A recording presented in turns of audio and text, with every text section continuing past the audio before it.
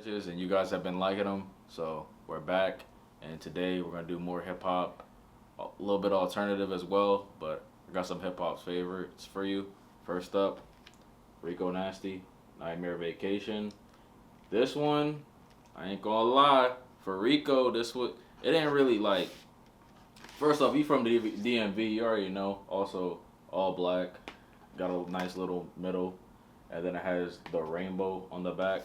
But if you know Rico Nasty, you know she on this one she was spitting the Candy intro as well as the O for Real banger. This one does have Smack a Bitch, and it also has the bonus feature.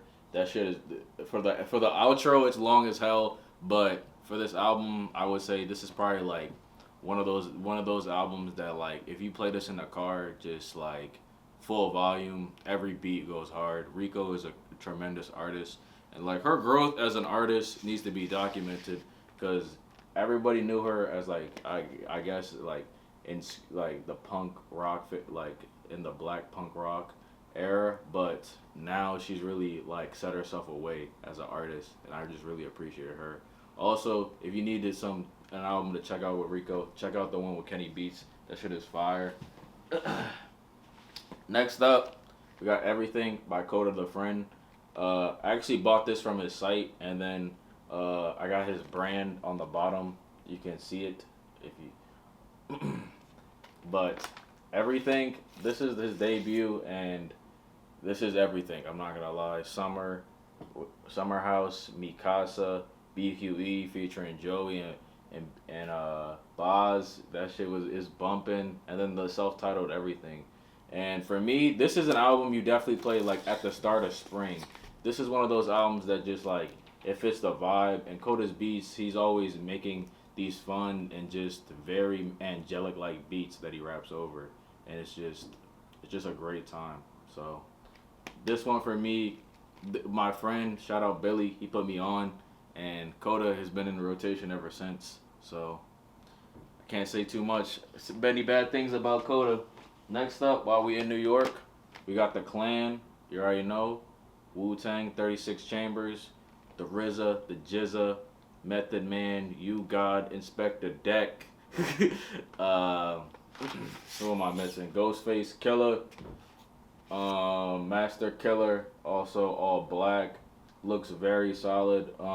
Everybody knows Cream, Bring the Ruckus. I personally, I just love Wu Tang for and ODB. My fault. Oh Dirty Bastard, the Clown, the Fool. Um, I personally love Wu Tang because it just brought different characteristics of life together in New York, and they created something that's beautiful. Method Man is my favorite. I also love the song Method Man, and all the songs here just kind of together. If you a smoker, you know for real. But like everybody knows the Wu Tang as far as a group on the East Coast, they had a pivotal role in rap, and like they're a big group. And shout out New York. All right, next. Ugh. Mick Jenkins, The Patience. I love personally for this album. Oh, also peep the back, the front. I like his kind of artistic way and the way he made this album, but I love the all yellow. Peep the all yellow, and just how just solid it is. Some songs to note: Michelin Star. I love the intro. 2004 Smoke Break Dance with him and JID.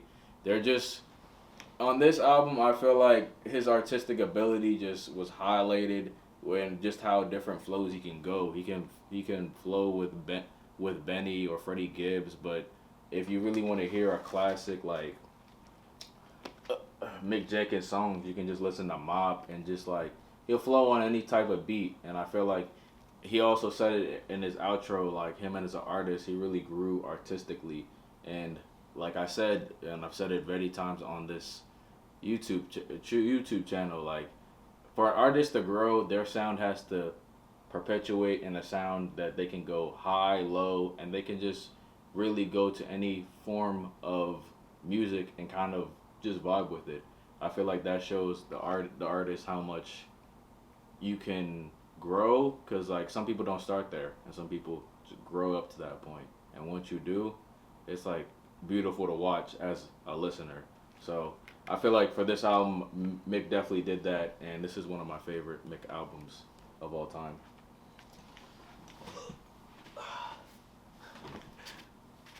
All right, next up we have Solange, A Seat at the Table.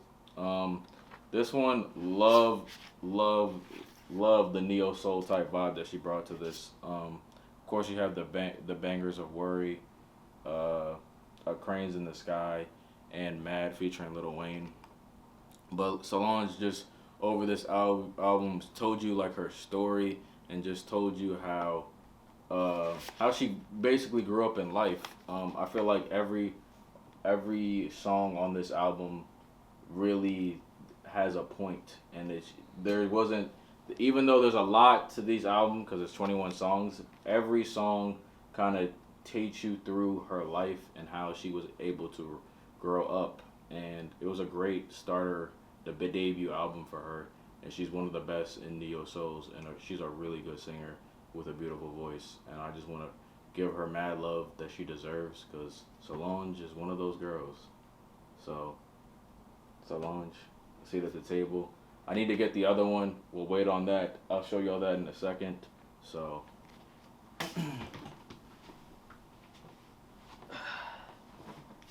next up, we have the beautiful Ari Lennox, Shea Butter, Baby, with the self-title. The album as a whole, you can't really say anything bad about this album, in my opinion. It's just her, Ari's fly style and just her R&B voice all throughout this album are beautiful, and just especially on vinyl, you hear just how intricate not only the lyrics are, but how just in depth the sound of her music is. BMO sounds lovely on this album, and just if you're ever on a late night and just want to just relax, this album is a go-to. Also, Peep the Back. Love how it features her. Love the style she brought to the album cover. Ari as an artist, I know her and Dreamville hasn't been the greatest marriage, but I feel like Ari always shows that she's one of the queens of R&B, and even though it seems like she's so young, she's definitely been in the game for a long time. So even though this was her debut album, she's been producing music heavily, even when it's not on the Dreamville label. So I'm looking forward to seeing her what she's doing forward. But this was definitely one of my favorite R&B albums of all time. To wrap up this of selections that I got y'all, I got Metro Boomin, Superhome Villains. This album, okay, so as a Metro album, first off, all of these are, also I love I love the album, the vinyl itself, all black, but in the middle you have the jumping. As a producer, Metro makes all types of different albums with different rappers, but this one, I love the style that he brought and creating in a creative, directive way, and having the intro of a Homelander in the superhero, and I feel like it brought the album together in a different way as he's tying in Nudie and he's tying in 21 Savage and Umbrella, and it's just like it's all different types of artists that he was able to bring together for this album, and I was pretty shocked. I'm not gonna lie. Also Feel the Fire, RRP Takeoff, and A$AP Rocky killed it, and he just brought a different plethora of people. He brought Chris Brown. He brought out so many different people for this album, and in the long lines of Metro albums that have been out, this one will not get, over the years, this might not get talked about, but I want to show that this one it deserves to be at least top 5 in his catalog, and it's definitely an amazing sounding album with terrific beats. So Metro, definitely will get some love from me for this. And on vinyl, sounds pretty good, especially that intro. So this is the last for today. I know we're running through my vinyls pretty quickly, but I just want to say I'm happy to be with y'all through this journey, and I'll see y'all next week. We got a few more to wrap this up. We're like on 55 or we're around 50s, so we will wrap this up shortly. Love y'all. Be safe. Damn.